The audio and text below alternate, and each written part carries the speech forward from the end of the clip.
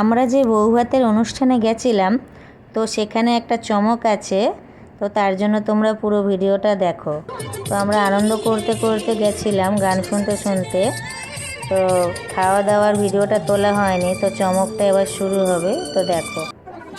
তো বৌভাতের দিন আর কি পরের দিন বউয়ের বার্থডে ছিল, তো সেটা 12টা বেজে বলে সেই জন্য সেলিব্রেট করা হবে। তো তার জন্য আগে থেকেই কেক অর্ডার করে রাখা হয়েছিল।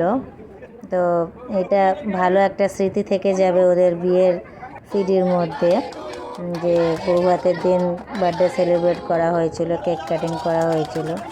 তো আমার খুব ভালো লেগেছে এটা। আমাদের সময় এসব ছিল না, এত যে কেক কেটে সেলিব্রেট করা এ করা, আগে তো এত কিছু ছিল না। এখন যুগের সঙ্গে সঙ্গে পাল্টাচ্ছে। এখন এখন সব কিছু ক্যামেরা বন্দি করে রাখা হয়। এই যে কেক কেটে বাবা মা সঙ্গে শ্বশুর শাশুড়ির সঙ্গে একটা ফ্যামিলির সঙ্গে আনন্দর মুহূর্তটাকে যে কাটানো, এটা আমার খুব ভালো লেগেছে। তো তোমাদের কেমন লাগলো বলো তোমরা। তো এই যে সব শেষ, এবার বাড়ি যাব।